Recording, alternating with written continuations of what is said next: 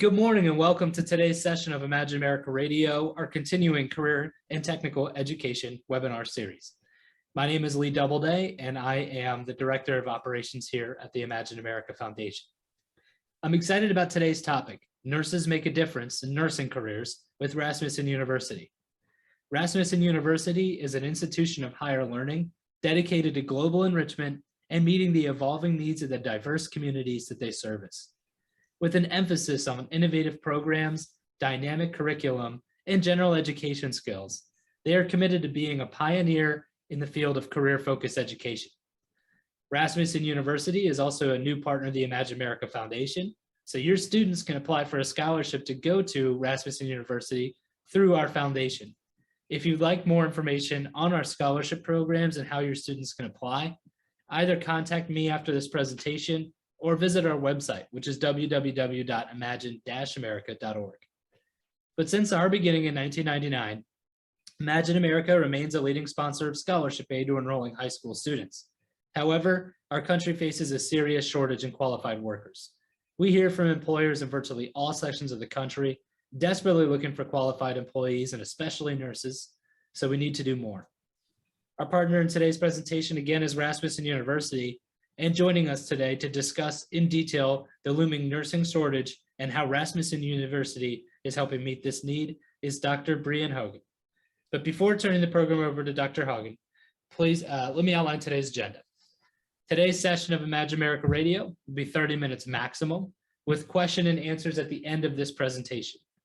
All participants are encouraged to submit questions while this presentation is in session via the Q&A or the chat feature inside of this Zoom meeting, because at the end of the presentation, or approximately 10:25, I will then present any questions offered by the participants, and we'll address as many questions as possible and provide written responses and follow-up emails.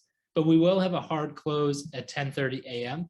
So without taking any more time out of today's presentation, let me turn today's session over to Brian. Brian, the floor is yours. Well, good morning, everyone. Thank you for taking your time to tune in and listen to me present on nursing today specifically. Again, my name is Dr. Brian Hogan. I am the Director of Admissions at our Fargo-Moorhead campus location in North Dakota and Minnesota.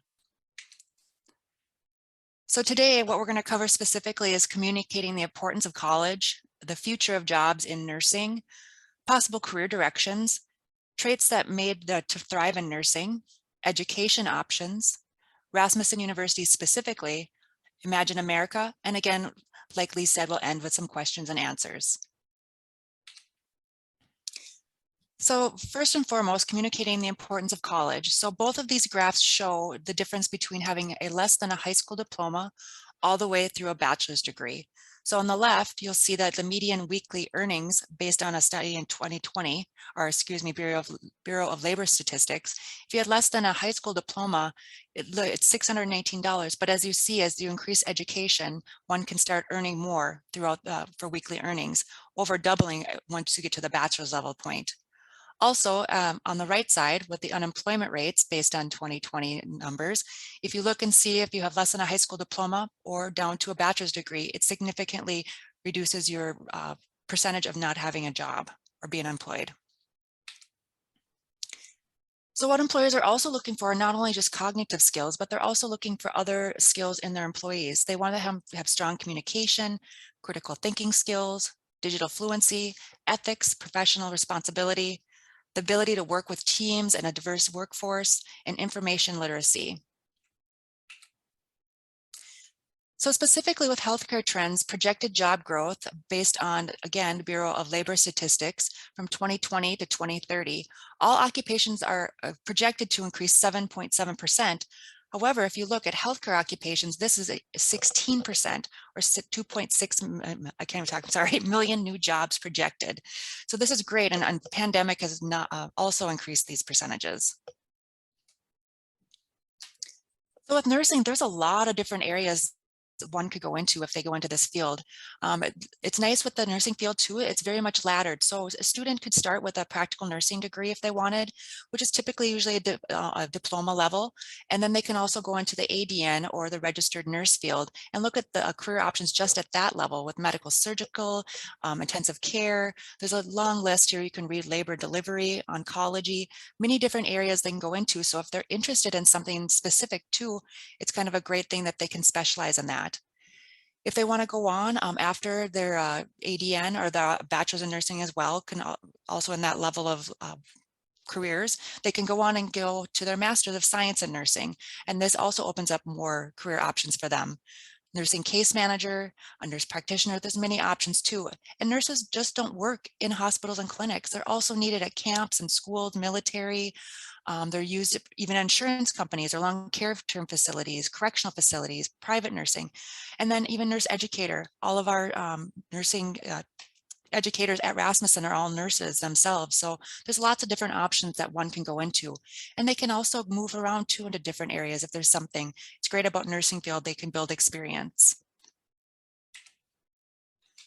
So there's some personal traits that make one thrive in healthcare careers. Obviously, they need to be natural communicators because they're working with patients directly, or they're working with the doctors. They need to be able to communicate well. They need to be detail oriented because they're keeping charts and details of what's going on with that particular patient. They're critical thinkers and problem solvers. And of course, they need to be compassionate and empathetic because they're working with their patients. Again, like I mentioned previously, there's you can build your education level in the nursing field. You can start with a diploma, which typically at most schools is only about a year long, and that's the LPN track. If you want to, you can build onto those skills and go on for an associate or bachelor's degree. Total side note, just to put a plug here, Rasmussen University was the #1 educator of ADN or professional nursing students in the country. We have bachelor's degrees, or other schools do offer bachelor's degrees, that if students want to jump right into that level, or if they want to complete their professional or their RN degree and then go on to ladder, they can do that into a bachelor's degree. Some students like to choose this field because then they go into the ADN or the professional nursing and they can start working in the field while they go on and finish their bachelor's degree. So they're getting real world experience, earning a great, a good income, and then continuing on with their schooling. Students can also go on even further if they want to advance their career into master's and even doctoral level programs in the nursing field. So of course, there's also other health science options in the career. There's not just nurses that are needed in healthcare. If students that like healthcare, but they don't like the blood and guts per se, or even patient contact, they just want to help out or work in the health career, there's other options like health information management, health technician, medical billing and coding. These people are just as vital in the healthcare world, keeping track of medical records, insurance billing. They're just as important. However, if they also like other things too, if they that want hands-on skills and not necessarily the technical skills, there's medical lab tech. These are the people that are very important that most people don't know about. These are the people that doctors rely on to run all the labs, samples, and to figure out what's actually going on to make diagnosis for patients. Obviously, pharmacy techs to help with pharmacy needs, physical therapists, there's rad techs are the ones that help with x-rays. And then surgical techs are also the ones that go in and help the surgeon with handling instruments and making sure that the surgery runs well. So there's a lot of different career options, not just nursing and healthcare, and they're also very much in need. Like I had mentioned before, 16% projected growth from 2020 to 2030 in healthcare occupations. So with Rasmussen specifically, we're proud of the things that we do to serve our students. We have dedicated advisors. So once a student enrolls, they have an advisor that they can go to as the one-stop shop, we call it, where they can get help with financial aid questions, scheduling options.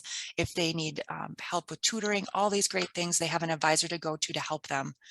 We help with financial aid options for those that qualify, helping them fill out FAFSAs if they need the help, and help break down what they are eligible for grants and loans. We have library and learning services. We have peer mentoring, online tutoring, and career services when they're done if they want to help assistance with job placement. And we also have a 24/7 tech support team that's available to answer any technical questions a student is having, even if they're doing their classes at midnight. So that's a great offer for our students as well.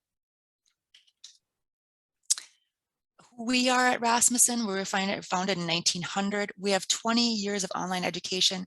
However, I do want to mention our nursing programs, for the most part, are mainly on campus for the lower level, definitely for these people to get the hands-on skills.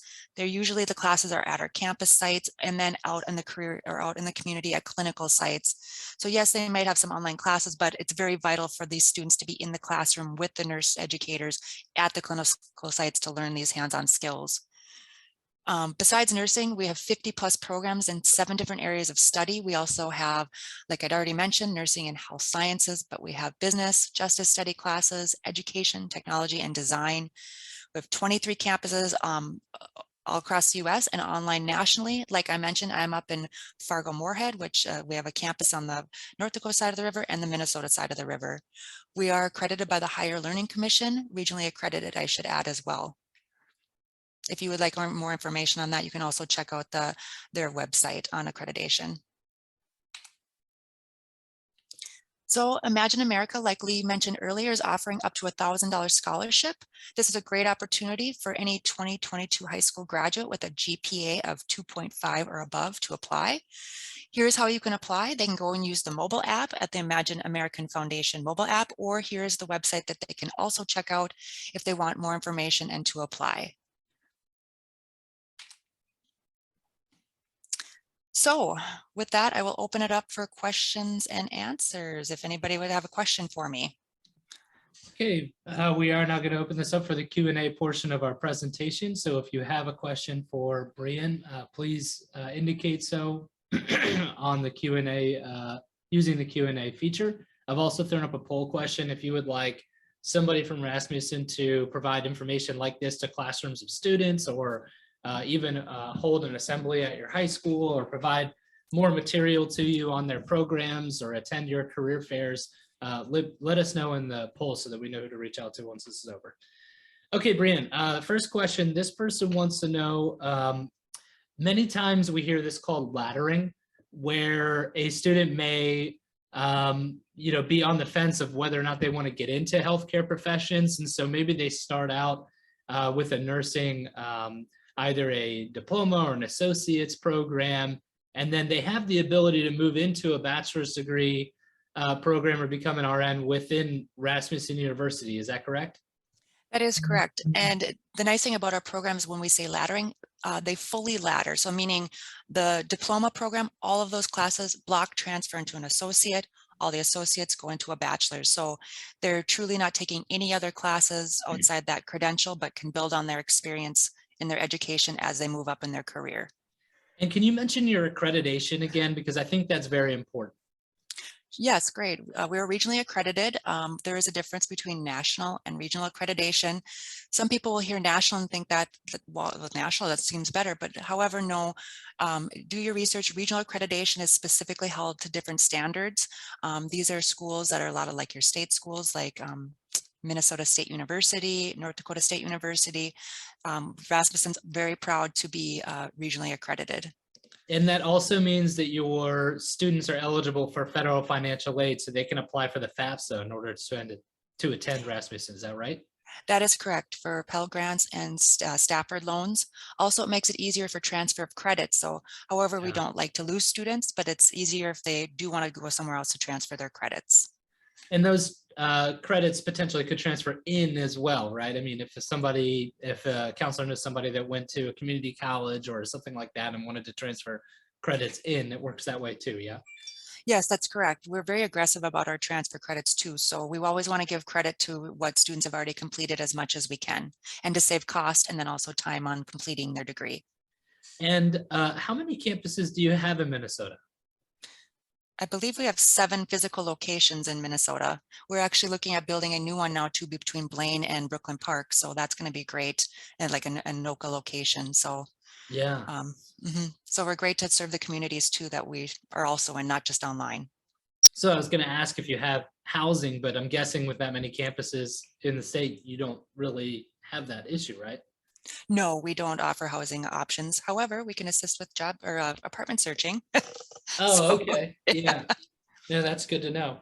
And talk a little bit about your partnerships with employers, because I know that that's a very big deal, especially in today's environment where you want a ROI on your education, right? I mean, there's like many students are rethinking their education paths and picking career focused paths because they are learning exactly what they're going to need to know in the field while they're at college. So can you talk a little bit about your partnerships with employers and how they have a hand in your curriculum?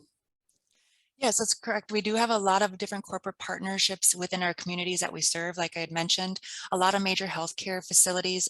It's a great win-win because for the employer to help getting qualified employees once they're graduated. And then a lot of the healthcare facilities that we're partnerships with, they also offer tuition reimbursement or options like that to help with education needs. So it's kind of a good way for the employer and the employee. And then what was the last part of your question about? Yeah, I I'm just sorry, wanted, I'm guessing that your employer partnerships have a hand in, helping you, shape the curriculum there. Yes, we also have advisory boards for every one of our programs at Rasmussen College. And a part of those advisory boards, we do invite partners in the community, employers in the community, to see what their needs are so that we can shape our curriculum based on their needs. That's a nice thing about Rasmussen. We're not tied to some state school lines where we can do things quickly and change curriculum quickly if we need to, if there's something that we're lacking or need to add into our curriculum to make them a stronger student and a stronger employee. Yeah, I think that's critically important. I mean, if you're thinking about going to school and getting an education, you want to make sure that the education you're getting can lead to a job someday. And just knowing that the employers have a hand in what it is that you're going to be teaching at the school I think that's a very powerful tool. And then you have career services departments that help students find jobs after they graduate, right? We sure do. They also help with resume writing, assisting with jobs, and that's lifelong. So as long as when they graduate, I mean, it's not just something that's available to them right Right. away. Obviously it is, but for lifelong after that. So Yeah, so they could potentially, get a job somewhere and then come back to you and say, hey, I want to move to another thing, mhm. and you have relationships with those employers so you know where to send them. I think that's very important. I know there's a lot of schools that offer that, but I know that Rasmussen's is top notch. So I commend you all on your placement services. Well, thank Okay, you. just a few house cleaning items here. We are now at the end of the presentation, so I don't think there's any other questions. I just want to mention that this presentation has been recorded, and we will be forwarding the recording of this presentation to all of our registrants. We will also be placing this on our website, which is imagine-america.org. And there is a quick follow-up survey when you leave this meeting, if you wouldn't mind answering those questions. It's just 4 questions. Any feedback you can provide would be very helpful to us as we continue to do these across the country with Rasmussen. Any feedback you could provide would be great. But before closing, I just want to thank our participants for taking time out of the busy schedules to join us today. We are ending a little bit early, so that's lucky for you all. And I want to thank Dr. Hogan for sharing with us today's presentation and encourage you to contact her directly with any future questions you may have. And I will include her contact information with the recording that I send out to you, likely tomorrow morning. But on behalf of the Imagine America Foundation, Brian and myself, I just want to thank you all and I wish you a good rest of your day. Goodbye. Yes, thank you.